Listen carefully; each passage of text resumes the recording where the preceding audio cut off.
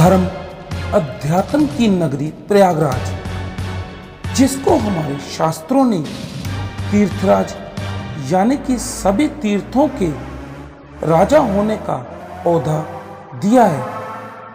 और इसी प्रयागराज में आयोजित होता है दुनिया के सबसे बड़े धार्मिक मेले यानी कि महाकुंभ का। तो चलिए मेरे साथ महाकुंभ की यात्रा पर।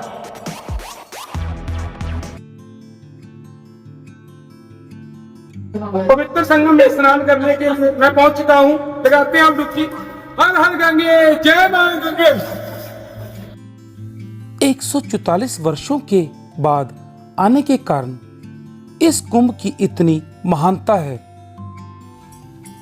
मैंने अपनी यह यात्रा 8 फरवरी 2025 को शुरू की थी और मैंने गंगा, यमुना और सरस्वती जी के संगम में अपनी डुबकी 10 तारीख को लगाई थी।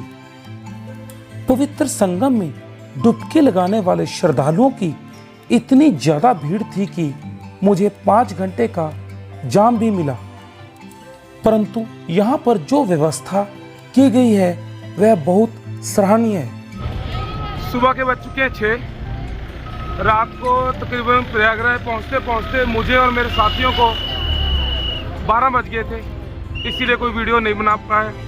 अब मैं अपने साथियों के साथ त्रिवेणी संगम में, जहां पे मां गंगा, यमुना और सरस्वती जी का संगम होता है, वहां के लिए रवाना हो चुके हैं हम। अब हम किश्ती के द्वारा वहां तक त्रिवेणी संगम में पहुंचेंगे। ये अभिनंदन भी इस यात्रा है मेरे साथ। पूछते अभिनंदन से कैसा लग रहा है अभिनंदन आपको? अच्छा लग रहा है। ये बाकी मेरे साथी, इनसे भी पूछते हैं इनको भी कैसा लग रहा है यहाँ पर आकर। बहुत अच्छा लग रहा है। हर हर गंगे, जय मां गंगे, हर हर मां। मैं जिस स्थान पर रात को रुका था वह 29 नंबर पुल के पास 22 नंबर सेक्टर था और यहाँ से तकरीबन 1 किलोमीटर की दूरी पर वह स्थान था जहाँ से मुझे संगम तक पहुँचने के लिए किश्तियाँ मिलनी थी। सुबह के 5 बजे ही यहाँ पर बहुत ज्यादा भीड़ और चहल पहल थी। सुबह 6 बजे ही संगम में स्नान करने वाले यात्रियों का बहुत ज्यादा रश हो चुका है। देखिए अब मेरे पीछे आप कितना रश है, चारों तरफ बिल्कुल चहल पहल हुई पड़ी है। इस महाकुंभ में प्रयागराज का जो माहौल है वह किसी वीडियो को देखकर नहीं समझा जा सकता। यहाँ का जो माहौल है, वातावरण है, वह अलग सा है। हमें ऐसा लगता ही नहीं कि हम इसी ग्रह धरती पर हैं। रात को मैं अपने साथी के साथ जिस स्थान पर रुका था वह था चूसी का 22 सेक्टर और यहीं से थोड़ी दूर सोहम आश्रम के बिल्कुल सामने से आपको संगम तक पहुंचने के लिए बोट्स मिलती हैं। उस पर बैठकर आप संगम, यहाँ पे माँ गंगा, यमुना, सरस्वती जी का संगम होता है इन तीनों नदियों का, वहां पर आप स्नान करने के लिए पहुंच सकते हैं। काफी व्यक्तियों के मन में यह बात होती है कि इस कुंभ और अर्ध कुंभ का आयोजन क्यों होता है।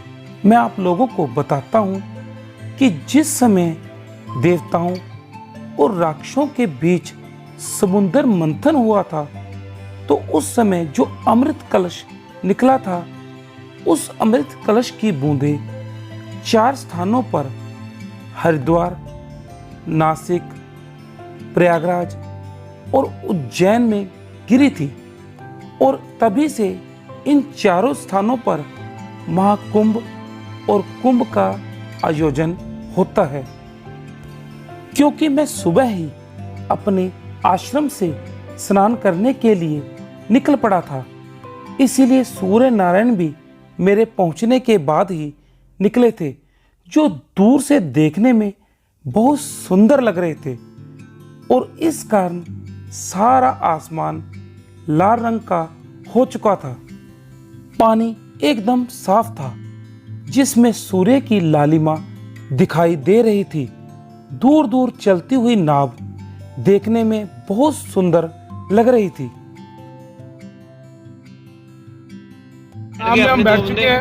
अब हम संगम में, वो दिखाई दे रहा है जो आपको, वो संगम है, वहाँ पे हम स्नान करेंगे। लाइफ जैकेट मैंने ले लिया ऑरेंज कलर की, मैं पहले लगाऊं। अगर आप भी नाव में जाते हैं तो यह लाइफ जैकेट जरूर पहने, चाहे अच्छी लगे चाहे ना लगे, क्योंकि इससे सेफ्टी रहती है। तो चलिए मेरे साथ संगम में स्नान करने। ये हम बैठ चुके हैं सभी नाव में, जा रहे हैं संगम की ओर। ये मेरे सभी साथी। जय मां गंगे, गौ गंगा मैया यमुना सरस्वती की जय। नाव में बैठकर जब हम संगम की तरफ आगे बढ़ते हैं, तब हमें गंगा और यमुना दोनों नदियों का जो जल है अलग अलग दिखाई देता है, जो देखने में भी काफी सुंदर लगता है। और इस जल की सुंदरता को चार चांद लगाते हुए हमें दिखाई देते हैं इसमें साइबेरियन बर्ड्स, जो नवंबर दिसंबर में यहाँ पर आते हैं और जैसे सर्दी खत्म होती है वैसे यहाँ से चले जाते हैं।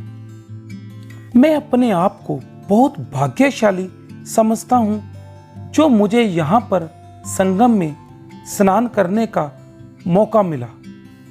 इस तरह का महाकुंभ इससे पहले 1881 ईस्वी में आयोजित किया गया था और तब भारत पर अंग्रेजों का राज था और अंग्रेजों द्वारा कुंभ पर आने वाले हर एक व्यक्ति से 1 रुपया टैक्स लिया जाता था, जिसे कुंभ कर कहा जाता था। और तब लोग यहाँ पर पहुँचने के लिए घोड़ों, ऊँटों और बैलों की मदद से या कुछ लोग पैदल भी यहाँ पर पहुँचे थे। और इससे अगला जो महाकुंभ आना है वह सन 2169 ईस्वी में आएगा। और इसी कारण मैं अपने वाली पीढ़ी को बहुत भाग्यशाली मानता हूँ। नाव में हम बैठ चुके हैं, मेरे ग्रुप के सभी सदस्य देखिए। अब हम नाव द्वारा जा रहे हैं। ये हमारे भैया हैं नाव वाले, बड़ा अच्छा चुप्पू चला रहे हैं। वैसे तो यहाँ पे कोई रेट नहीं है नाव का, मैं आपको सही बात सच बताता हूँ। अब हमने किया है प्रति व्यक्ति नाव में संगम तक पहुँचने के लिए 1000 रुपया। किसी से 1500 भी ले रहे हैं, किसी से 2000 भी ले रहे हैं। बाकी आप इनसे बार्गिंग करके जो रेट करवा सकते हैं कम से कम वो करवा सकते हैं। नाव के द्वारा हम सभी संगम घाट पर पहुंच चुके हैं। यहाँ पर माँ गंगा, माँ यमुना, माँ सरस्वती जी का संगम है और यहीं पे हम सभी स्नान करेंगे। संगम पर पहुंचकर मैंने सबसे पहले सूर्य नारायण को जल अर्पित किया और उसके पश्चात मैंने लगाई डुबकी। पवित्र संगम में स्नान करने के लिए मैं पहुंच चुका हूँ। लगाते हैं हम डुबकी। हर हर गंगे, जय मां गंगे। क्योंकि मैं संगम में स्नान करने के लिए सुबह जल्दी पहुंच गया था, इसलिए उस समय पानी बहुत ठंडा था। परंतु परिवार सहित संगम में स्नान करने से जो मुझे आध्यात्मिक और मानसिक शांति प्राप्त हुई, उसे शब्दों में बताना बहुत कठिन है।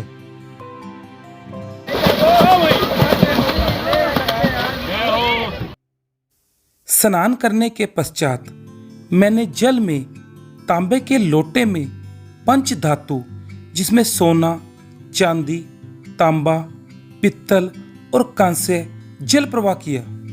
ऐसा करना शुभ माना जाता है। महाकुंभ के उपलक्ष्य में संगम में स्नान मैंने कर लिया। बहुत ही आनंद आया, मन को बहुत ही ज्यादा शांति भी मिली, क्योंकि यह कुंभ 144 वर्षों के बाद लगा है। और इससे आगे वाला कुंभ जो आना है वह 2169 ईस्वी में आएगा। अगर आप मेरी यह वीडियो 26 फरवरी से पहले देख रहे हैं तो आप भी लोग यहाँ पर आएं और माँ गंगा, माँ यमुना और माँ सरस्वती जी में स्नान करें, संगम में डुबकी लगाएं और अपने आप को पवित्र करें और अपने सभी पाप यहाँ पर अवशक्त हों, क्योंकि हमारे वाली पीढ़ी जो है वो बहुत ही भाग्यशाली है जो इतने वर्षों के बाद यह कुंभ आया है, क्योंकि इससे पहले जो कुंभ यह लगा था वह 1881 ईस्वी में लगा था। माँ गंगा, माँ यमुना, माँ सरस्वती में स्नान हो गया। अब मैं अपने घर के लिए यहाँ का पवित्र जल जरूर लेके जाऊंगा।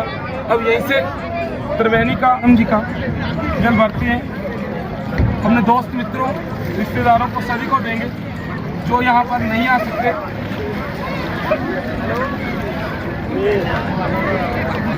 जल तो ले लिए यहाँ का पवित्र, इस संगम की यहाँ की मिट्टी भी बहुत पवित्र है, वो ही मैं लेके जा रहा हूँ। ये भी अपने घर पे रखेंगे। जय गंगे मैया। पवित्र संगम में स्नान करने के पश्चात मैंने वहां पर अपने माथे पर चंदन का तिलक भी लगवाया, जो मैं हर एक अपनी यात्रा पर जरूर लगवाता हूँ। और यहीं प्रयागराज जी में मुझे एक नागा साधु जी के दर्शन भी हुए, जिन्होंने मेरे बेटे अभिनंदन और मेरी पीठ भी थपथपाई। जिस तरह आपको यह समुद्र मंथन द्वार दिखाई दे रहा है, ऐसे यहाँ पर पता नहीं कितने द्वार बनाए गए हैं। कुंभ क्षेत्र का जो एरिया है वह बहुत ज्यादा विशाल है। इतने एरिया को इतनी छोटी वीडियो में दिखा पाना असंभव है।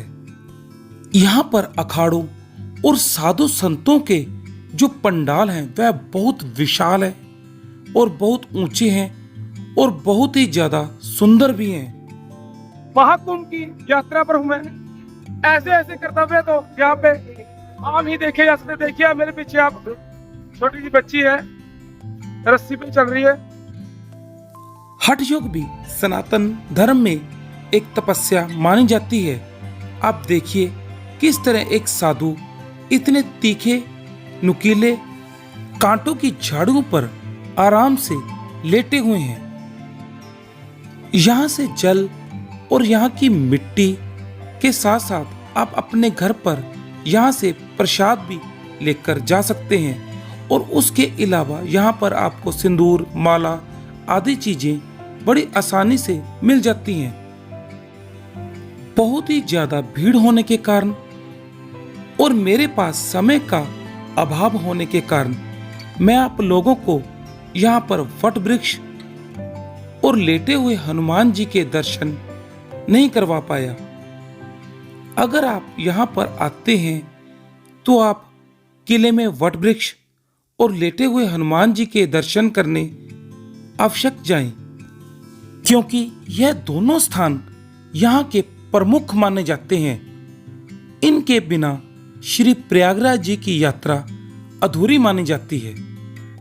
इस वीडियो में बस यहीं तक। आगे मिलते हैं मेरे 5वें कैलाश श्री कैलाश मानसरोवर जी की यात्रा पर, जो तिब्बत में स्थित है और चाइना के अंडर आता है।